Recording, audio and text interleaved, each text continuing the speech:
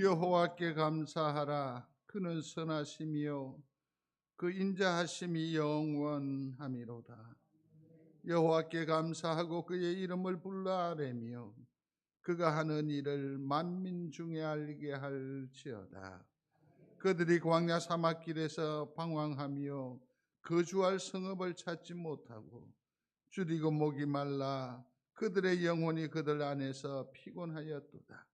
이에 그들의 근심 중에 여호와께 부르짖으매 그들의 고통에서 건지시고 또 바른 길로 인도하사 거주할 성읍에 이르게 하셨도다. 그가 사모하는 영혼에게 만족을 주시며 줄인 영혼에게 좋은 것으로 채워 주심이로다. 아멘. 고마우신 아버지 하나님 감사합니다.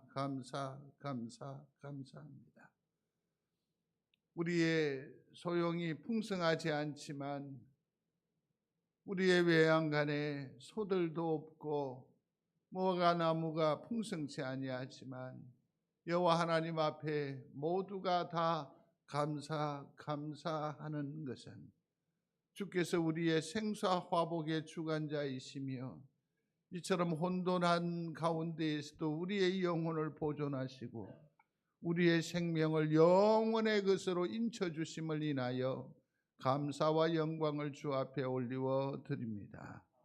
비록 오늘은 미천하지만 부족하지만 연약하지만 오늘 우리의 감사를 주께서 귀히 보옵시고 내일의 더 큰 복으로 축복하여 주옵소서.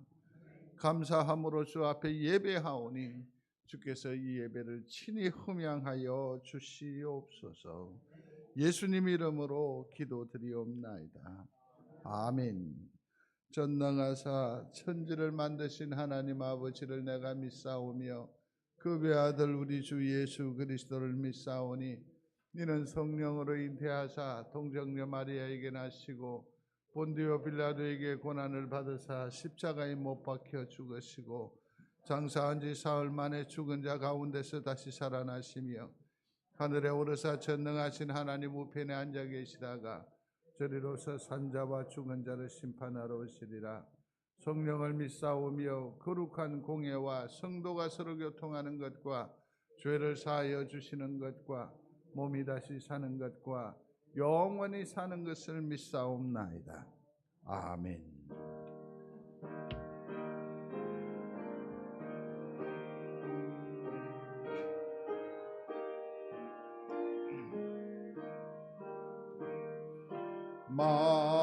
만유의 주제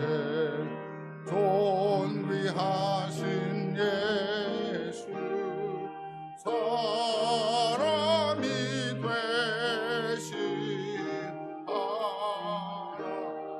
하나님 나 사모하여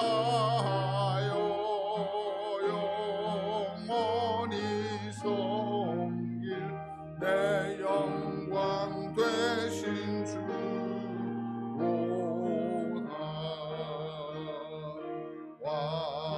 화려한 동산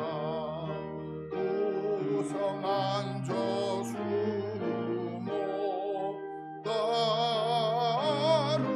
아름답고 묘하라. 순전한 예수 또 아름다워 봄 같은 기쁨 주시네.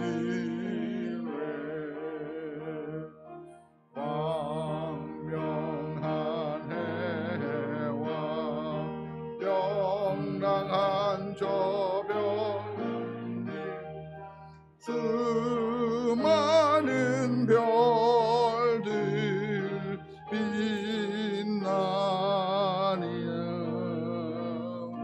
주 예수 빛은 또 찬란하여 참 비교할 수 없도다.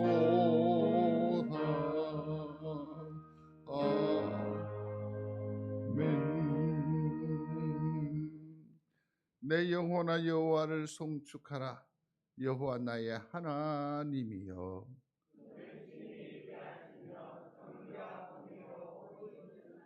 주께서 옷을 입음같이 빛을 입으시며 하늘을 휘장같이 치시며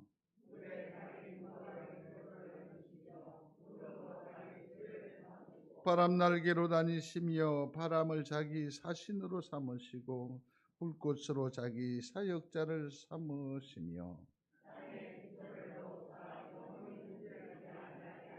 주께서 물의 경계를 정하여 넘치지 못하게 하시며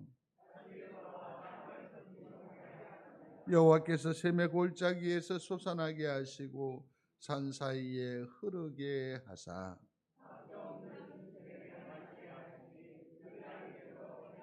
공중의 새들도 그 가에서 깃들이며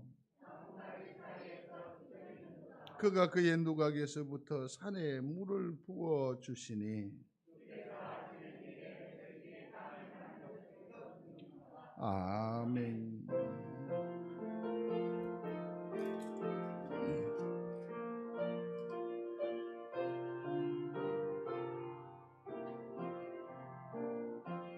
나 어느 날 꿈속을 헤매며 어느 바닷가 거릴 때 그 갈릴리 오신 인자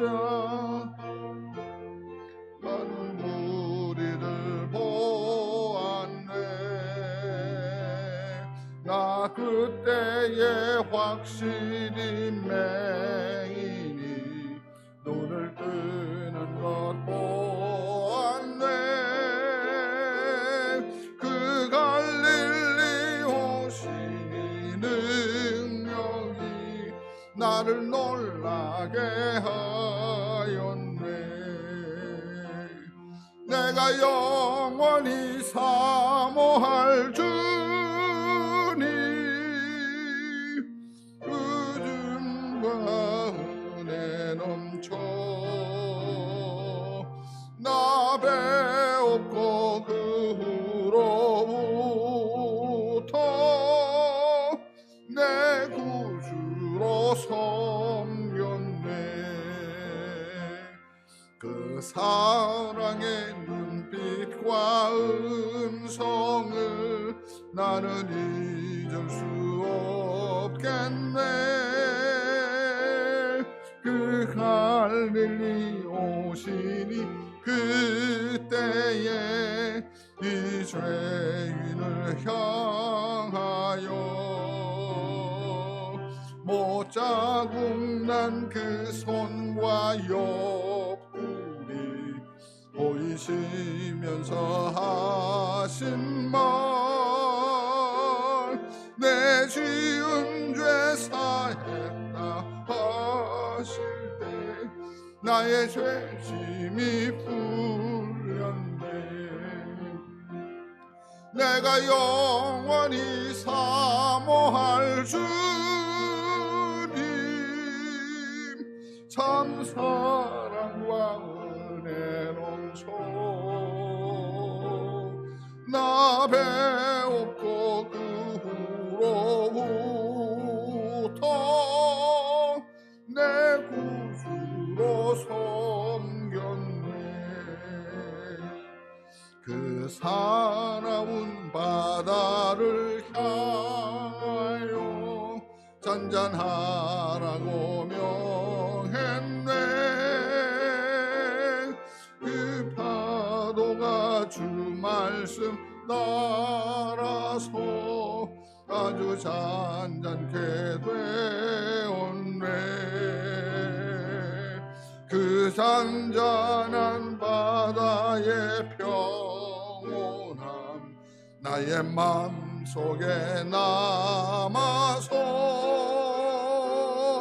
그 갈릴리 오시니 의지할 참된 믿음이 되었네. 내가 영원히 사모할 주님 참 사랑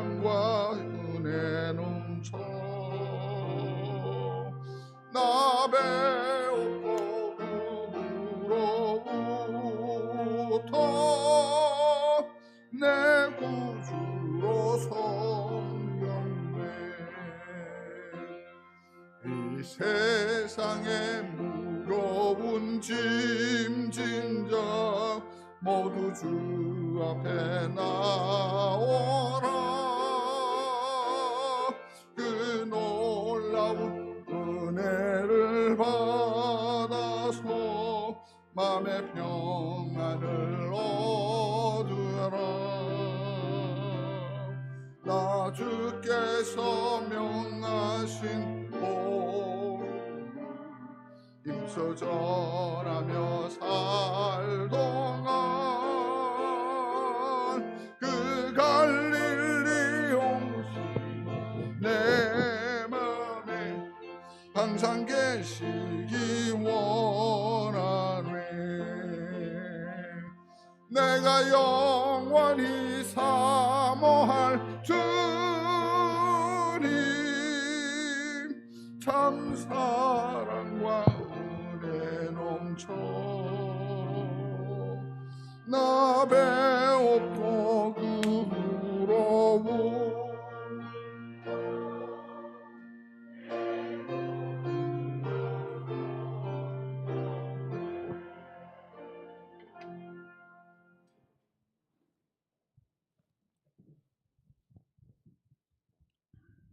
창조주 하나님 되심을 영광 돌립니다.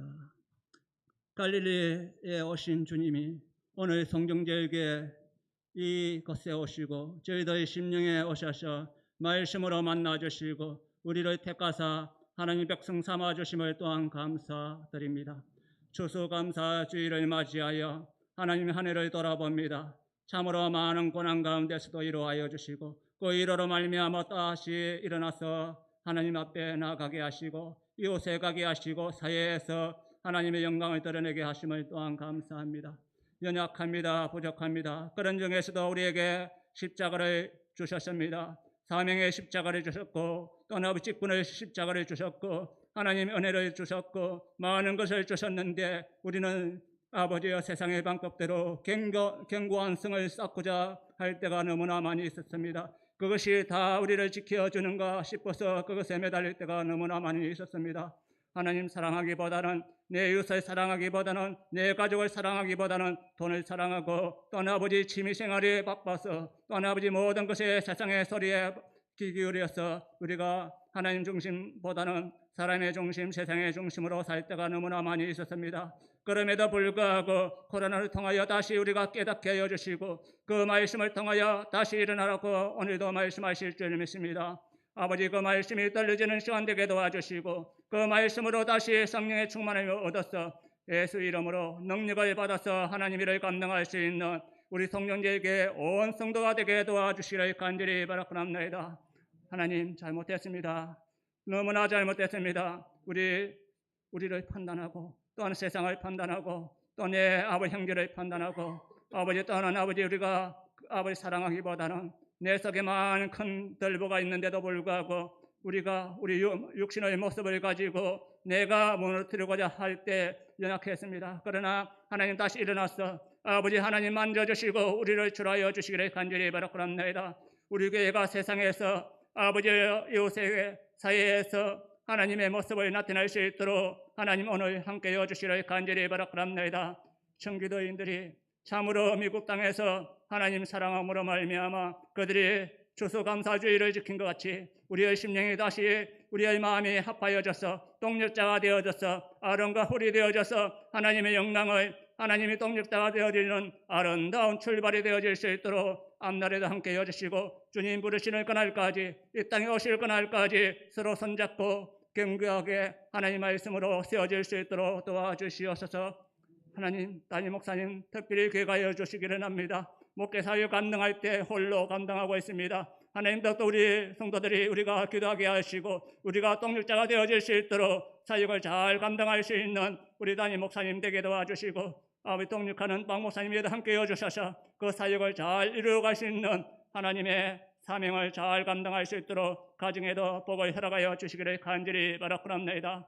아버지 우리 주일학기를 기획하여 주시기를 합니다. 예배를 못하고 있습니다. 그들을 일으켜 주시기를 합니다. 하루속히 일어날 수 있도록 도와주시고 그들을 품어갈 수 있는 우리 교사들과 우리 부장집사님들과 우리 모든 성도가 되게 도와주시기를 합니다. 다시 예배를 세울 수 있는 그날이 오기까지 우리가 하나님 이름으로 예수님 이름으로 충성된 자로서 잘 감당하는 우리 모두가 되기를 간절히 바라옵나이다. 하나님 오늘 이 자리에 오시기를 합니다. 하나님 이 자리에 일으켜 주셔서 추수감사주일이 축제가 되게 하시고 말씀의 물이 되어 이 물이 아버지의 포도주가 되어 주시는 하나님 말씀이 되어지게 역사하여 주시옵소서.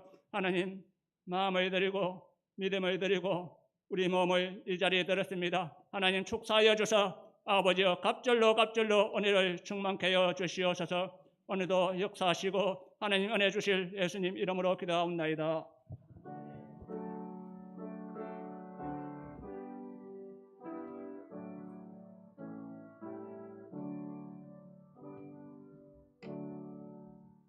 하나님의 말씀 함께합니다.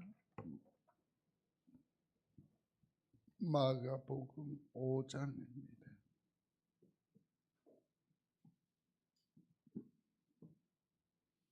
마가복음 5장 21절로 24절 그리고 연이어서 35절부터 43절까지를 함께합니다. 예수께서 배를 타시고 다시 맞은편으로 건너가시니 큰 무리가 그에게로 모이거늘 이에 바닷가에 계시더니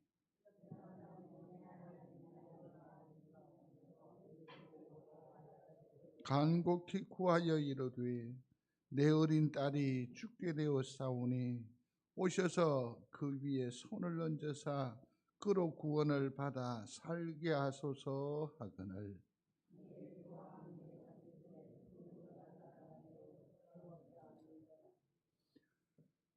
아직 예수께서 말씀하실 때에 회당장의 집에서 사람들이 와서 회당장에게 이르되 당신의 딸이 죽었나이다. 어찌하여 선생을 더 괴롭게 하시나이까?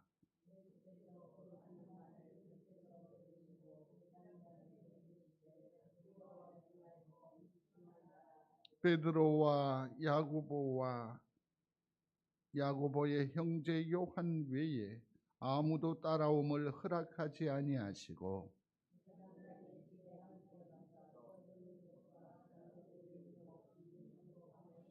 들어가서 그들에게 이르시되 너희가 어찌하여 떠들며 우느냐? 이 아이가 죽은 것이 아니라 잔다 하시니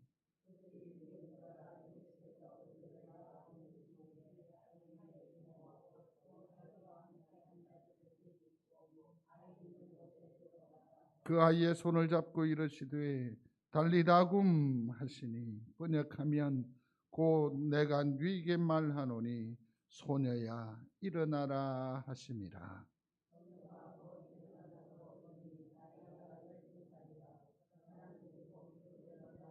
함께합니다. 예수께서 그 일을 아무도 알지 못하게 하라고 그들을 많이 경계하시고 이 소녀에게 먹을 것을 주라 하시니라. 아멘. 기도하겠습니다. 고마우신 아버지 하나님, 가정의 큰 일을 주께서 친히 주관하심으로 믿으며 감사하는 손길 기억하시고 삶의 자락자락마다 주님께서 함께 하시고 역사해 주셔서 오늘로 하나님 앞에 감사의 삶을 살게 하심을 또한 감사하는 귀한 영혼을 붙드시기를 원합니다. 오늘은 추수감사절이라 하나 우리의 마음은 심히 가난하지만 살아계신 주님을 바라보며 감사함으로 나온 손길과 그 영들을 주께서 축복하여 주시고 내일 풍성한 것으로 되갚아 주시옵소서. 오늘도 우리의 심령을 받으시는 주를 찬양하며 감사하고 예수님 이름으로 기도드리옵나이다. 아멘.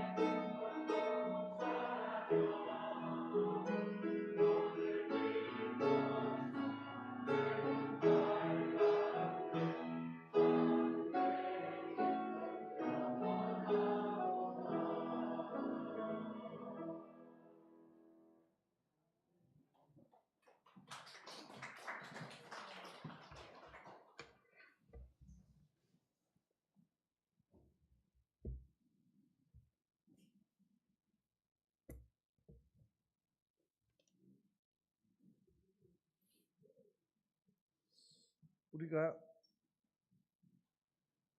어떻습니까? 내가 나를 보면 어떻게 좀 만족스럽습니까? 내가 나를 보면서 이만하면 되지 않았나? 그런 생각을 한번 해보신 적이 있으신지요? 나를 있는 그대로 누군가에게 보여줄 마음이거나 또 혹은 그런 자신감, 자부심이 우리 가운데 있습니까? 응? 참 이게 쉽지 않은 것 같아요. 내 진짜 모습을 보고 누군가가 만족하지 못할 것만 같은 두려움이 있어요. 그리고 거기에다가 한 걸음 더 나아가서 실망하면 어떡하지? 실망하면 어떡하지? 그래서 어떤 의미로 봐서 나는 어떤 의미로 말괄량이고 개구장이고 매우 밝고 건전하고 뚜렷한 생각과 가치를 가지고 있거든요. 나는 내 나름대로 장점이 다 있잖아요. 그런데도 다른 사람을 의식하는 거죠. 그래서 내가 좋은 면만 보여줘야지. 다른 사람들은 나중에 더 친해지면, 더 가까워지면 내 본심을 드러내도 될 거라고 생각을 하고 나 아닌 전혀 다른 모습을 보여주지요. 얌전하게, 조용하게, 어른스럽게. 우리는 이처럼 날마다 삶을 생이라는 것을 꾸려나가면서 왜 이처럼 가면을 쓰고 행동을 해야 하는지 모르겠어요. 하긴 싫은 걸 싫다라고 말했을 때 상대방 반응이 영 곱지 않은 것을 여러 번 경험을 했기 때문에 물론 뭐 그런 피해 의식도 있을 수 있겠지요. 그렇지만 나된 나로 삶을 사는 일에 그 재미를 소소리 느끼지 못하면서 사는 것이 아닌가. 실제로 그 자존감이라고 할 수 있는데 자기 자신에 대한 일종의 그 확신이 있는 거죠. 괜찮아. 내가 이렇게 열심히 살아왔잖아. 뭐 이런 어떤 이 자존감이 높은 사람은 모든 일을 적극적으로 해내요. 그리고 성취감도 높아요.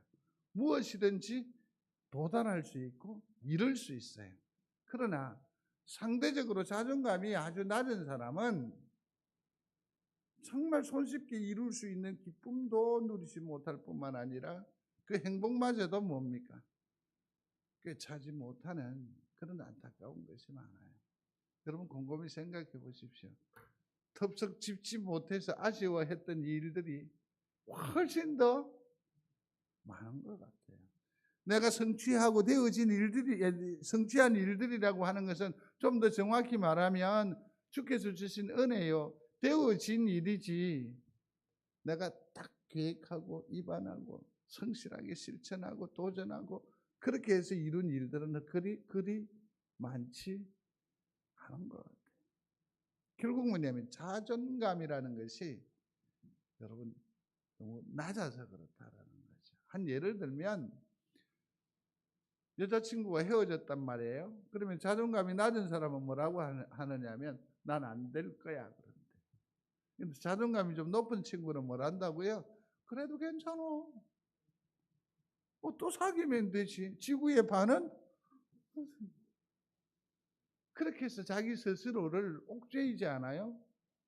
더 활기를 더 동기부여를 갖는 거예요. 나는 왜 이럴까? 어저께 우리 황 집사님네 결혼식장에 가는데 가는 내내 오는 내내 치매 얘기, 잊어먹은 얘기, 넘어지는 얘기, 자빠지면 안 된다고 그 얘기만 하는 거예요. 내 오면서 가는데 1시간 걸리고 오는데도 1시간 걸리는 이 거리였잖아요. 괜히 나도 저러면 어쩌지? 저러면 어떠지? 어저께 그랬어요. 아이고 뭐 김모 권사님이 나중에 내보고 오빠로 하면 어쩌지? 그런 얘기까지 하면서 기운이 그냥 계속해서 다운 되는 거죠. 우리의 자존감을 높여야 돼요. 자존감을 올려야 돼요. 올려야 돼요. 이 자존감을 올리는 신학적인 용어가 있는데 그게 뭐냐면 쿰이라는 말이에요. 쿰. 오늘은 달리다굼 했는데 이것이 합성어로 붙여서 쓰면 달리다굼이라고 순화되어서 표현이 되지만 이 단어 하나만 딱 끄집어내 쓰면 쿰이라고 해야 돼요. 쿰. 이 쿰의 뜻이 뭐냐면 읽어보십시오. 일어나라, 그런 뜻이에요. 일어나라. 그러면 달리다쿰이라고 했으면 이 말의 뜻은 조금 있다가 여러분들이 한번 상상 속에서 생각을 해볼 수 있기를 바랍니다. 그러면 내가 어떻게 해서 일어날 수 있는가, 어떻게 굼할 수 있느냐 하는 것이 관건이 아니겠습니까? 무엇으로 우리가 일어날 수 있으며 다시 모든 것을 새롭게 도전할 수 있고 성취할 수 있고 나아갈 수 있느냐는 얘기죠. 영향력을 주는 삶을 살아갈 수 있겠느냐라는 거죠. 제일 중요한 것이 있습니다. 그게 뭐냐면 믿음이에요. 믿음으로 일어서는 겁니다. 믿음으로 역사하는 겁니다. 주님도 그렇게 말씀하셨어요. 내 믿음이 너를 낫게 했다. 그 땅을 질질질질 끄는 그 인생에서 팔짝팔짝 뛰는 인생으로 바뀌는 결정적인 동기는 뭐라고요? 믿음이라는 거예요. 믿음. 오늘 이 시대를 살아가는 과학적 IT 전자 이 세계에서 좀처럼 이 믿음이 발휘하지를 못해요. 믿음이 역사하는 현장에 항상 우리는 앞뒤를 따져야 이성으로 파괴해버려요. 전혀 우리가 구비하지도 못하고 갖추지도 아니한 과학적 희한한 논리를 가지고 와서 믿음을 짓뭉개버리는 이 시대를 살아가고 있어요. 내 믿음이 크다. 또 뭐라고 하던가요? 그 믿음을 보시고 불쌍히 여기사 고쳐주셨다. 결국 이 일어남의 역사는 믿음의 역사라고 해도 과언이 아닙니다. 사랑하는 성도 여러분, 믿음을 더하는 은혜가 있게 되기를 바랍니다. 내 믿음이 너를 구원하였다라고 했거든요. 34절에 보면 혈루병을 앓는 그 여인을 주님이 뭐라고 합니까? 따라 내 믿음이 너를 구원하였으니 평안히 가라. 아멘. 믿음이 치료해요. 믿음이 뭘 가져와요? 평안을 가지고 와요. 믿음이 행복을 가지고 온다는 말입니다. 내가 벼랑 끝에 서 있어도 하나님을 신뢰하는 믿음이 있다고 한다면 여기에 풍광이 보여지기 시작합니다. 지난 주간에 신학교 학생들과 더불어서 우리 성도들이 누렸던 정도를 그리고 목포를 돌아서 왔어요. 근데 지난번에 성도들이 보았던 목포의 분위기가 다른 것이 뭐냐면 해상 케이블이 설치가 되어 있어요. 22,000원이나 들어서 신학생들이 그것을 타고 가는데 뭐냐면 고소공포증이라는 이것 때문에 이렇게 해서 끝까지 가는 거예요. 옆에서 눈을 뜨라라고 하니까 식은땀이 난다면서 그렇게 말하는 목사님이 미워요 그러더라고요. 밉다고 하더라고요. 눈을 떠야 돼요. 눈을 뜬다라는 이 행위가 뭔지 아십니까? 하나님을 본다는 거죠. 믿음이라는 거죠. 벼랑 끝에 서 있어도 내 속에 믿음이 배양이 되어져 있으면 눈을 뜰 수 있고 마침내 풍광을 볼 수 있어요. 행복을 구가할 수 있더라고요. 구가할 수 있다. 마태복음 8장 10절에 보면 우리가 살핀 누가복음 7장에 그 얘기지요. 백부장이지요. 이스라엘 중 아무에게서도 이마만한 뭘 볼 수 없었다? 믿음을 보지 못하였다라고 했어요. 주님의 초미의 관심사는 무엇입니까? 믿음이에요. 우리 옷의 때깔이 아니에요. 우리 호주머니에 든 무엇이 아니란 말이에요. 주님은 우리의 뭘 본다고요? 믿음을 보십니다. 내가 가지고 있는 윤리나 내가 가지고 있는 도덕적 기준을 보시는 게 아니에요. 여러분이 생각해 보십시오. 내가 가지고 있는 도덕적 윤리나 그 기준을 가지고 사람을 보십시오. 우리가 할 수 있는 것은 무엇밖에 없어요? 정죄하는 것밖에 없어요. 내가 가지고 있는 이 기준에 미치지 못하면 다 적군이 돼야 돼요. 주님은 그러한 기준으로 보시지 않으세요. 뭘 보신다고요? 믿음을 보세요.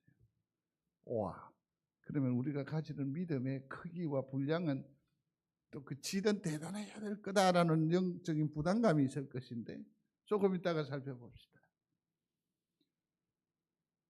바리새인들과 유대인들을 향해서는 믿음이 없는 세대라고 하기도 했고, 그렇죠? 다음 주에 살피겠습니다만은 풍랑이 일어요. 괴로이 놓으셨는 그들이 마냥 두려워합니다. 바들바들 떨어요. 무리를 걸어오신 주님께서 일거에 하신 말씀이 뭐냐면 믿음이 적은 자요. 앞서 말씀드렸죠. 풍랑 중에 있지만, 내가 불편부당함을 당하고 있지만, 내가 어려움 중에 있지만, 내 마음이 참으로 울컥하지만 주님이 나와 함께 하심을 믿는 믿음이 있다면 오늘 조금 울고 내일 또 조금 울면서 이 세월은 감당할 만해. 이게 바로 믿음의 사람들의 인생 여정의 고백이지. 그렇습니다. 예수의 이름으로 일어남을 믿으시기를 바랍니다. 예수 믿는 믿음으로 쿰할 수 있다는 거지. 쿰할 수 있다.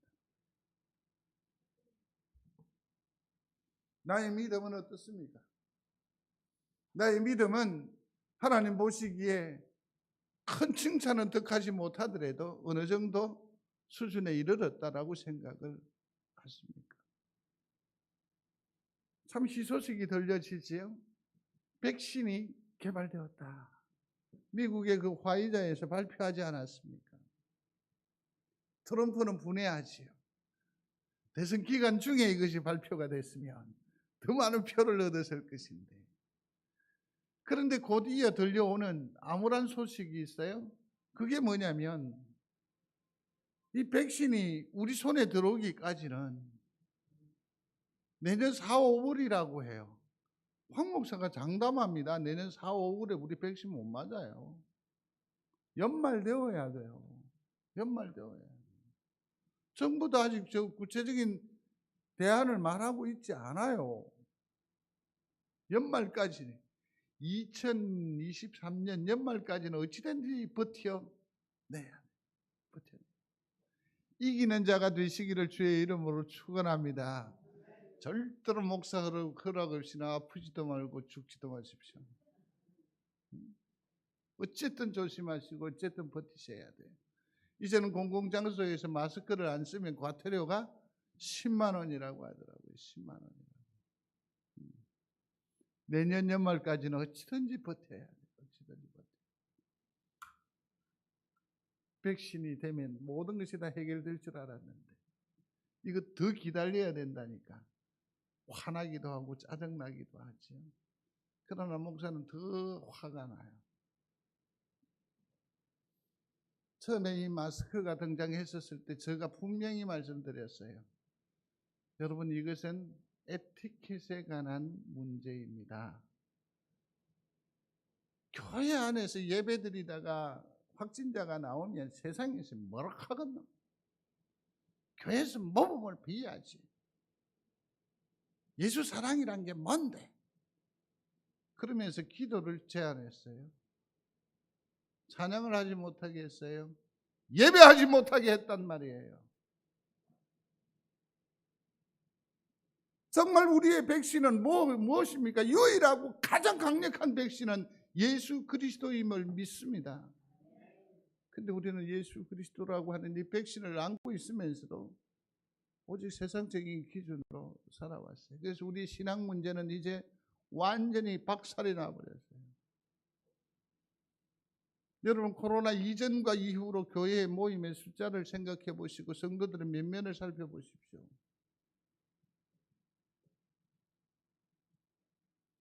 손을 내밀어 악수를 하는데 저쪽에서는 무엇이 오는가? 무엇이 와요? 주먹이 와요. 그래서 저도 처음에는 내가 이겼는데 주먹이 와가지고 내가 진 거야. 왜 우리가 이렇게 돼버렸어요? 믿음이 코로나를 이김을 믿는 성도가 되시기를 바랍니다. 이게 정말 필요합니다. 오늘 본문의 얘기는 갈릴리에 있는 가버나움이라는 동네에서의 얘기입니다. 여기에는 유대인의 회당이 있습니다. 지금은 관광지로 개발이 되어서 이렇게 잘 꾸며져 있습니다만은 그때의 회당은 아주 조그만한 곳입니다. 그럼에도 불구하고 이 회당의 그 랍비가 8명이 선임이 됩니다. 그 중에 대표 랍비가 이제 회당장이 되지요. 유대 율법에 아주 능통해야 합니다. 뿐만 아니라 8명의 그 회당장뿐만 아니라 그 주변의 모든 이의 지지를 받아야 합니다. 존중함이 있어야 됩니다. 해박함이 있어야 합니다. 어떤 의미로 와서 이것이 굉장한 어떤 하나의 권위의 자리가 된다고 합니다. 고리 원전이 가까이 있는, 그 이름을 들었는데 제가 기억이 나지를 않습니다만은 거기에 이장 선거를 하는데 박이 터진대요. 그래서 이발하면서 들은 거예요. 이장 하는데 뭘 그러냐고 그랬더니 아니래요. 고리 원전에서 지원이 엄청 나오니까 이 이장을 한번 하게 되면 1년에 자기의 개인적인 어떤 그 혜택이 얼마냐면 6,700만 원 정도 된대요. 저도 이사를 그리로 가가지고 한번 도전을 해볼까 싶었어요. 어디에서 100만 원, 어디서 30만 원, 어디에서 뭐 나오고 학자금 지원 나오고 뭐 이렇게 하면 6,700만 원 정도 됩니다. 미안합니다. 송정동 이장은 그래 안 나와요. 이제 그 동네 근처에 이제 이렇다라는 거죠. 그 지역에 상당한 권위, 상당한 힘을 가지고 있는 사람이 야이로였습니다. 회당장 야이로. 많은 명예를 가집니다. 많은 권세를 가지고 있습니다. 많은 기회를 가지고 있습니다만은 영원히 행복하지를 않습니다.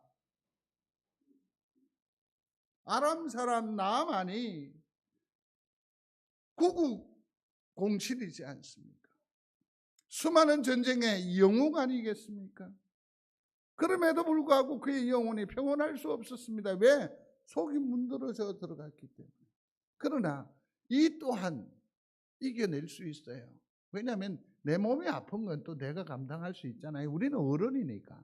그런데 우리가 한없이 무너지는 경우가 있어요. 그게 뭐냐면 내 새끼가 아프다는 거죠. 이 야이로는 상당한 권위를 가지고 있고 사회적인 명망이 있습니다만 행복하지를 않습니다. 왜? 딸아이가, 외동딸이 고작 12살 된 아이가. 사실은 우리가 오늘날 삶을 이루어 살면서도 보면 우리 속에 여러 가지 저마다의 어떤 가시들을 가지고 살아갑니다. 그렇죠? 근데 이 가시를 너무 아파하지 마시기를 바랍니다. 너무 아파하지 마십시오. 황 목사가 일전에 한번 고백한 적이 있습니다. 우리 엄마로부터 물려받은 것이 3가지가 있는데 하나는 하나님이요, 아버지 하나님이요, 하나는 건강함이요, 또 하나는 가난이라고 했습니다. 이 가난이 내게 가시입니까? 아닙니다. 성실함의 근간이 됐습니다. 진실함의 능력이 됐다고요.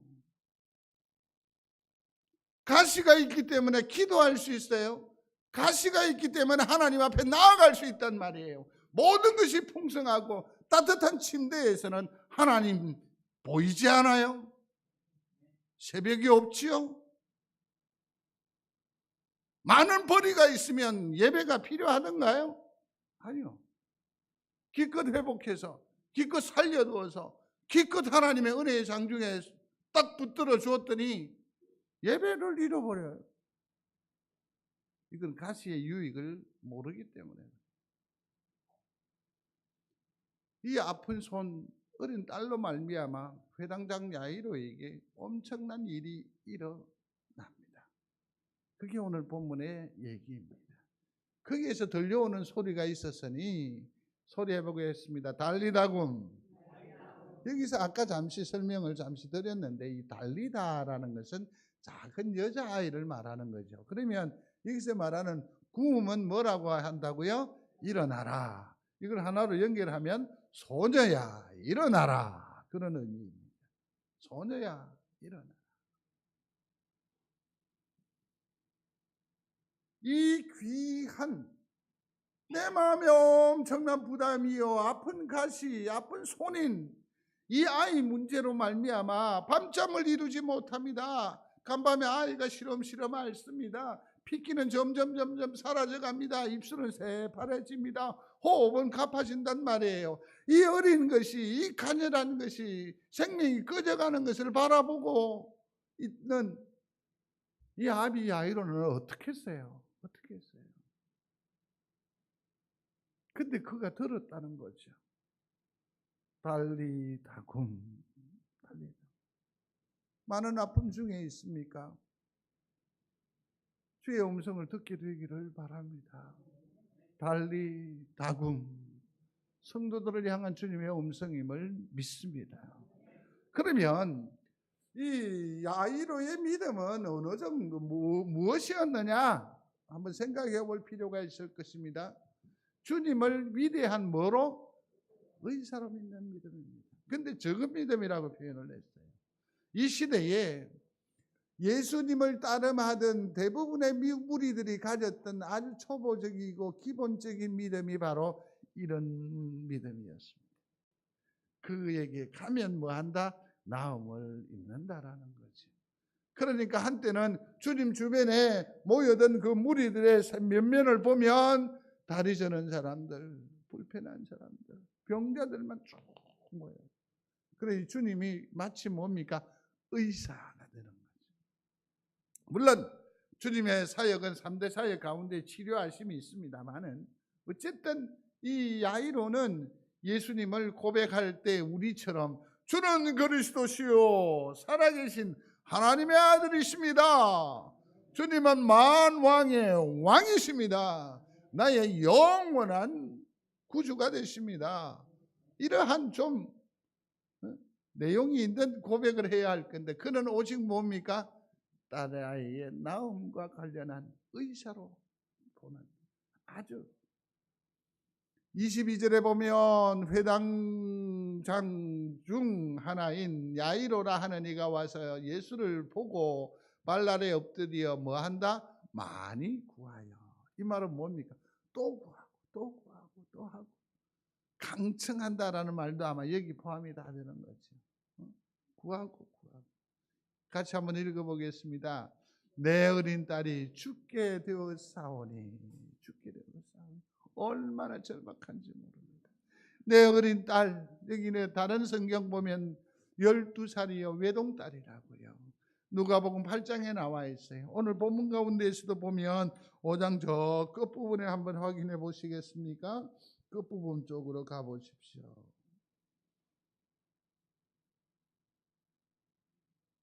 어디에 12살이라는 표현이 나오나요? 42절 다 같이 읽겠습니다.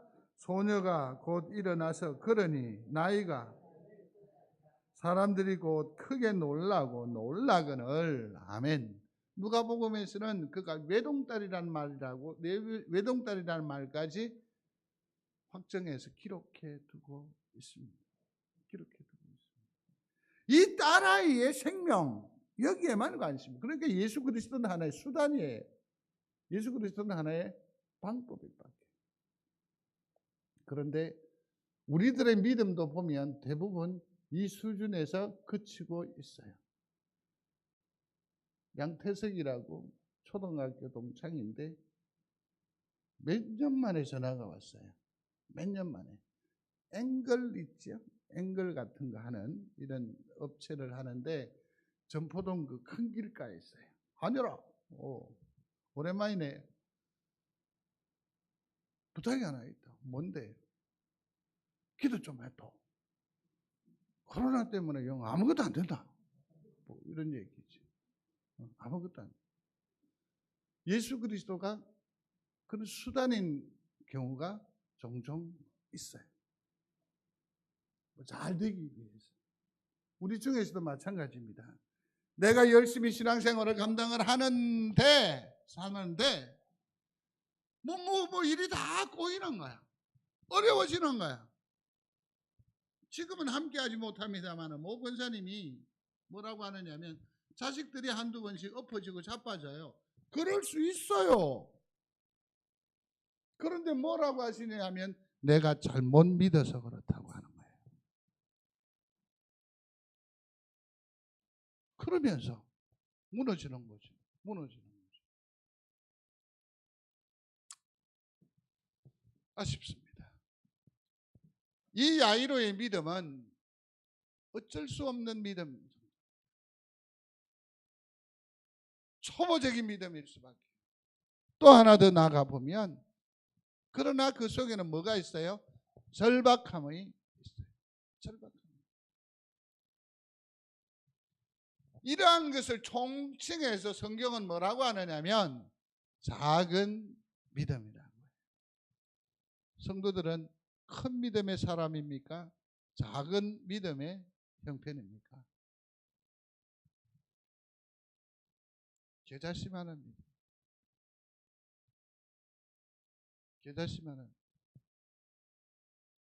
그런데 놀라운 것, 여기에서 우리가 하나 놓치지 말아야 할 것이 있습니다. 어쩔 수 없고 초보적이고 뭐 그저 절박함밖에 없는 겨자씨만한 작은 믿음일지라도 이 믿음은 아주 소중해요. 왠지 아십니까? 외면치 아니하시는 믿음이에요. 주님은 우리의 작은 믿음, 초보적이고 유치찬란한 믿음일지라도 하나님은 우리의 믿음을 지나치지 아니하시는 줄로 믿습니다. 야이로의 믿음이 그처럼 화려하고 견고하고 교리적으로 단단한 믿음은 아니었을는지 모르겠지만 최소한 그 속에 절박함은 주님은 귀히 보시고 말씀하시죠. 달리 다궁 하나님 앞에 이제 좀 더 진실하게 그냥 있는 그대로 비록 초보적이지만 비록 부족하지만 겨자씨만 하지만 내 모습 이대로 나를 보여주는 믿음의 소유자가 되시기를 바랍니다. 거기에 주님의 은혜가 있습니다. 또 하나 이 야이로에게서 볼 수 있는 믿음은 포기하는 믿음입니다. 한번 소리합시다. 포기하는 믿음. 자, 여기는 무엇을 포기하는지 아시겠지요? 이제 막 세상에 주목을 받기 시작하는 이 예수라고 하는 사람은 엄청난 선입견을 가지고 있습니다. 마리아의 뭡니까? 아들이라는 거죠. 뭐 어떻게 낳았다고 하는데 여기에 대한 의문이 많습니다. 그리고 이 예수라는 사람에 대해서 많은 말이 있습니다. 편견이 있습니다. 또 뭡니까? 회당장 야이로로서 일자 무식꾼인 예수에게 가서 내 문제를 내어놓는다? 이건 좀 그렇지 않을까요? 체면이 말이 아닙니다. 또 방법도 그렇고요. 그 다음에 내 자존심도 허락하지 않고요. 내 권위와는 전혀 맞지도 않는 거죠. 채통의 문제이기도 하고요. 사회적 통념으로도 그렇고요. 내가 왜 이럴 때 걔를 선택해야 돼? 방법도 그렇고 쪽팔리기도 하고 자존심도 상하고 여러 가지 모든 것들이 다 걸림이 돼요. 누구에게로 나아가는? 예수에게로. 다시 말해서 이 딸아이가 은혜를 입을 수 있는 유일한 방법은 뭡니까? 의사로 믿든 어찌했든지 간에 누구를 만나야 돼요? 예수를 만나야 돼. 못 가게 해. 왜? 채통이, 내 편견이, 내 선입관이. 우리 삶 가운데 예수가 필요함을 얼마나 자주 경험합니까? 얼마나 절실히 필요로 합니까? 그런데 여러분들은 하나님을 누리지 못해요. 왜냐하면 채통 때문에, 체면 때문에. 사랑하는 성도 여러분, 우리가 예수를 얼마나 잘 압니까? 거의 최소한 20, 30년은 다 믿었지 않습니까? 그런데 잘 아는데 누리지를 못해요. 왜냐하면 이 체면, 편견, 자존심, 사회적인 통념, 쪽팔림 이러면서 이 은혜를 누리지를 못하는 거예요. 그냥 들었으면 되는데. 손을 들고 주를 찬양 그랬을 때 평생 예수 믿었는데 손 한번 못 들어요. 예수의 이름 앞에 평생 뭐 못해요? 박수 한번 못해요. 그게 뭐라고? 우리에게 주어질 은혜가 얼마나 큰데, 그죠? 하나님의 축복이 얼마나 아주 내게 절실하고 또 풍성하고 그것으로 내가 전환이 되는데 못해요. 못해요. 그러나 야이로는 어떠합니까? 다나이를 위해서 또 혹은 치료자이신 예수의 은혜를 가져오기 위해서 내 속에 있는 여러 가지 벽들을 어떻게 하는 겁니까? 포기하는 거죠. 사랑하는 성도 여러분, 하나님의 은혜가 여기에 있습니다. 하나님의 축복하심이 여기에 있습니다. 내 속에 여러 가지 벽들이 이 은혜를 누리지 못한다고 한다면 이제 약간의 수고를 통해서 조금씩 돌덩이를 하나씩 걷어내는 믿음의 용단이 있게 되기를 중심으로 소원합니다. 요란하게 할 거 없습니다. 설정 내려놓는 거죠. 주님 또 내려놓습니다. 그래도 앞길이 여전히 여의치 않아요? 그러면 또 내려놓고 또 내려놓고 또 내려놓는 거지. 또 내려놓는 거지. 야이로는 그러므로 들어요. 달리다 굼이라고. 그렇습니다. 내려놓으십시오.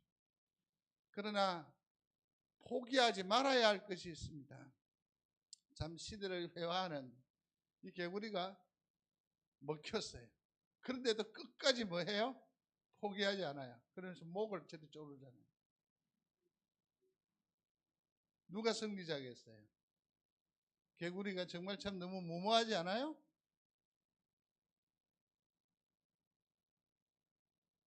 저 두루미를 박제를 해가 걸어놓고요. 누가 승리자가 됐어요? 개구리가 아니요. 포기하지 않는 자가 승자가 돼요. 포기하지 않는 자. 우리는 다 포기해요. 조금만 더 하면 되는데. 조금만 더 하면 돼요. 포기하지 마십시오. 뭘 포기하지 말라는 얘기입니까? 믿음을 포기하지 말라는 거죠.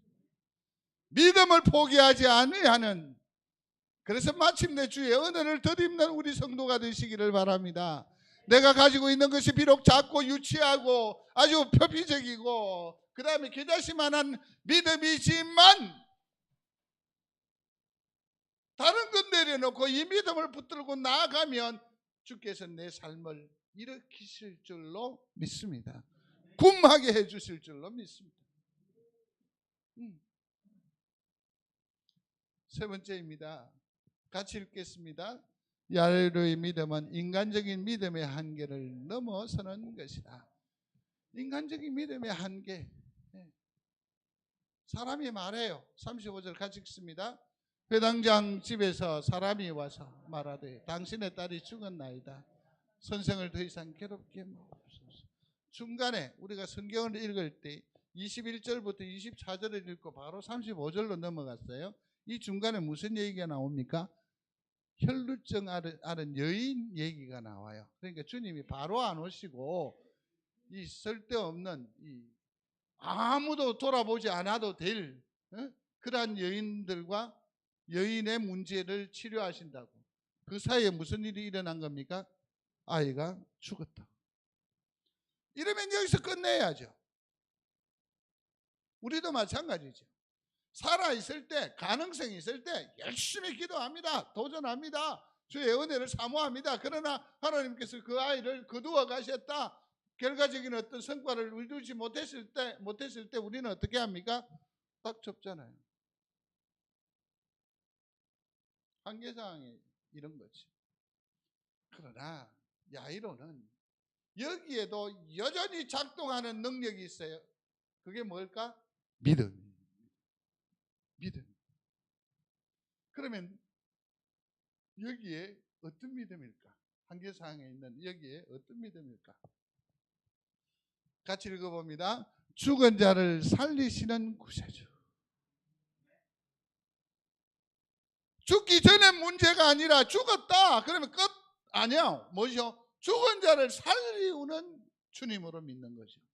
전보다 훨씬 더 절박하고 훨씬 더 강력한 믿음이 되는 거죠. 이러한 믿음이 있는 우리 성도들이 되시기를 바랍니다. 36절에 주님 말씀하시죠. 두려워 말고 믿기만 하라. 그리하면 딸이 구원을 얻으리라. 믿으시면 아멘. 죽지 않게 하시는 예수님이 아니라 뭐죠? 죽은 자를 살리시는 예수님을 믿는 거죠. 차원이 벌써 다르지 않습니까? 아프지 않게 하시는 하나님도 소중하지만 아픈 중에도 우리를 회복시키시는 하나님. 엘리야는 사르밧 과부의 아들을 말이에요. 살렸어요. 이때 그가 살리는 건 뭐죠? 죽은 자를 살리시는 하나님을 믿었기 때문에 가한 일인 줄로 믿습니다. 엘리사도 수넴 여인의 아들을 그랬고요. 주님도 나인생 과부의 아들과 나사로를 살리실 때도 그랬고 예수의 이름과 또 그 권능을 의지해서 베드로는 다비다를, 사도 바울은 누구요? 옆으로 좀 당겨 주십시오. 안 되나요? 유두고를 살렸죠. 창문에서 말씀 듣다 졸다가 죽은 사람 유두고를 살렸죠. 자, 이러한 생이 다시 회복되어지는 여기에서 작용하는 하나님은, 예수님은 어떤 분이라고요?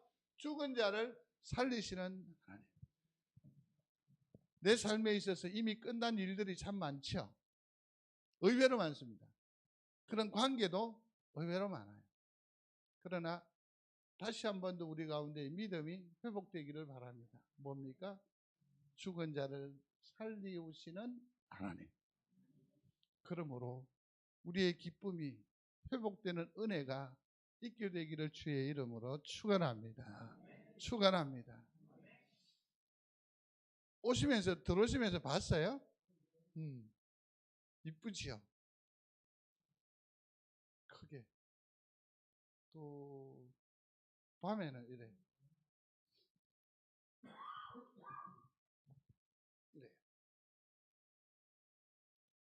저는 오늘 설교 제목을 이렇게 했습니다. 송정제일쿰이라고 했습니다. 이 말은 뭘까요? 송정제일이여 일어나라. 그러면 여러분들, 제가 송정제일을 하면 여러분들은 쿰 하시고, 또 여러분들이 송정제일 하면 제가 쿰 해볼게요. 송정제일교회 일어나라, 이 말이죠. 그렇죠? 이제 좀 있는 척 하자고요. 쿰이라고 합니다. 여러분들은 송정제일 한번 해보십시오. 쿰. 우리의 믿음이, 우리의 예배가, 우리의 기도가, 우리의 찬양이 다시 일어나는, 다시 회복되어지는 송정제일 쿰의 역사가 새롭게 이곳에 임하게 되기를 충심으로 소원합니다. 그러므로 하나님 앞에 영광 올리워 드리는 송정제일교회가 되어지기를 거듭 주의 이름으로 축원합니다. 고마우신 아버지 하나님 감사합니다. 송정제일교회로 쿰하게 하여 주옵소서. 아울러 성도들의 삶도 굼하게 하시고 저들의 관계도 굼하게 하시고 저들의 영혼도 저들의 육신도 굼하게 하여 주옵소서. 예수님 이름으로 기도드리옵나이다. 아멘.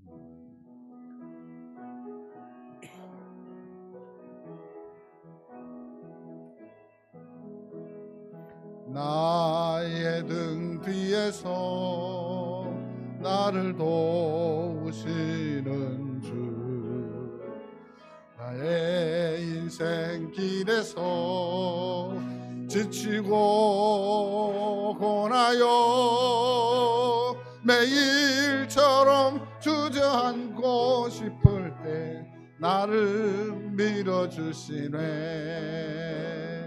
일어나 걸어라, 내가 새 힘을 주리니. 일어나 너 걸어라, 내 너를 도우리. 나의 등 뒤에서 나를 도우시는 주, 평안히 길을 갈 때 보이지 않아도 지치고 권하여 넘어질 때면 다가와 손 내미시네. 일어나 걸어라, 내가 새 힘을 주리니. 일어나 너 걸어라, 내 너를 도우리. 아멘. 한 번 더 손을 내밀어서 축복하십시오. 일어나라고.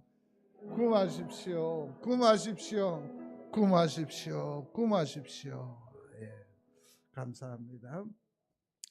교회 소식 주보를 참고해 주시기 바랍니다. 코로나19로 예배가 일부 있지만 예배를 드릴 수 있습니다. 지금 단계를 5단계까지 세분화해서 이들이 말하고 있습니다. 그럼에도 불구하고 아직까지 부산 지역에는 극히 미소수의 확진자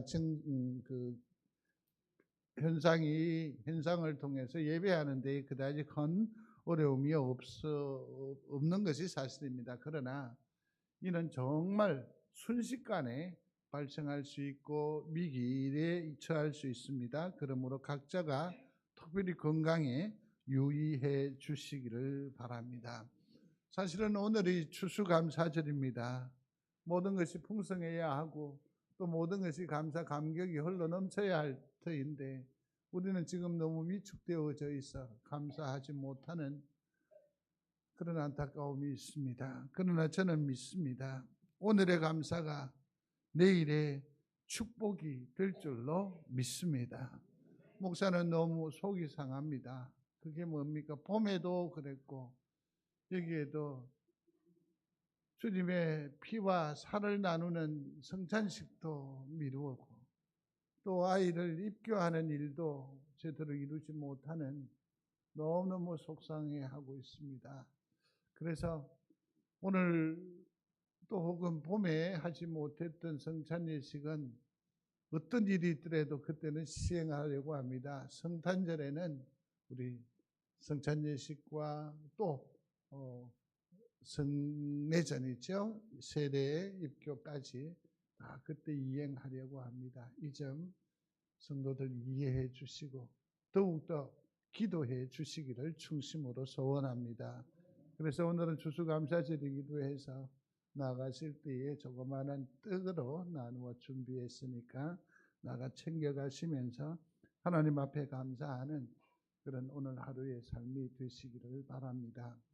당회가 오랫동안 집중했었습니다. 이 일을 위해서 기도했었습니다. 명예 권사님을 추대하는 일은 당회의 소관이기 때문에 이 일을 벌써 2달 전부터 미리 장로님들에게 고지를 했습니다. 기도함으로 살펴달라고 했고 여기에서 후보군이 5명이나 선임이 됐었습니다. 그래서 이분들을 일일이 다 저와 통화를 했고 또 살폈습니다. 그래서 최종적으로 당회가 선택하고 결정함으로 교회 앞에 추대됨을 이 시간에 공포하게 됩니다. 물론 아직까지 권사님이 되신 게 아니고 위임식을 통해서 이루어지는 거니까요. 선인남 박경자 집사님을 명예권세로 당회가 추천하는 바입니다. 이게 예배이기 때문에 절차상 좀 무용하지만 허락하시면 박수로 환영을 해주시면 좋겠습니다. 감사합니다. 아울러 기도를 부탁드리겠습니다. 임직감사 예배가 11월 28일 토요일 오후 2시인데 왜 제가 이걸 지난 주간부터 계속해서 계시를 하느냐 하면 잔치를 하는데 우리의 기쁨인데 사람들이 모이지를 않아요. 제일 어려운 게 뭔지 아십니까? 위로하는 자리는 우리가 갈 수 있는데 축하하는 자리에 너무 인색한 것 같아서 미리 얘기합니다. 시간을 비워주시고 준비해 주십시오. 예컨대 제가 순서를 준비하면서 목사가 얼마나 고민을 많이 하느냐 하면 시무집사에게 꽃다발 주는 거 있잖아요. 그런 것들도 명예권사는 권사님 중에 최고 나이 드신 분을 선임을 했고, 그 다음에 또 명예권사님한테는 또 은퇴한 권사님 중에 나이 드신 분으로 순서에 아예 넣으려고 해요. 시무집사님은 김정배 집사님이 나오셔서 또 전도. 그 정도로 모든 이가 다 이 뭡니까? 축제가 되게 하려고 가운은 우리 또 강장로님이 또 입혀주시고 이런 거예요. 다 꼭 기억하시고 좋은 마음으로 축복해 주시고 또 아울러 많이 함께해 주시기를 바랍니다. 기도 순서가 제가 이게 광고하고 이게 자꾸 헷갈려서요. 자, 일어나셔서 축복하시겠습니다.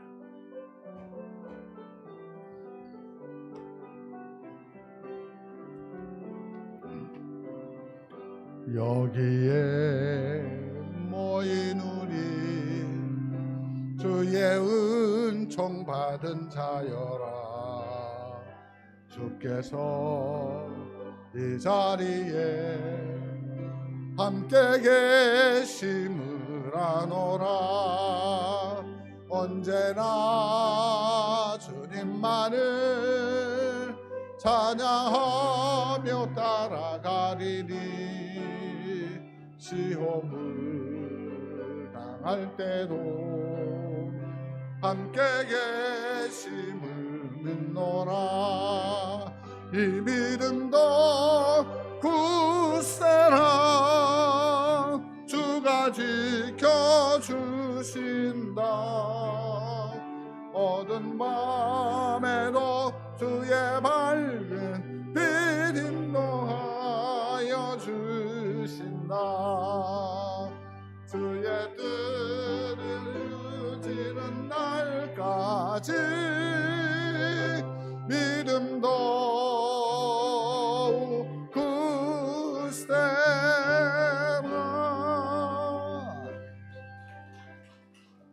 기도합니다. 이제는 우리 주 예수 그리스도의 은혜와 하나님 아버지의 무한하신 사랑하심과 성령님의 감화 감동하심이 말씀받아 돌아가는 주귀한 믿음의 사람들 중에 영원히 함께 있을지어다. 아멘.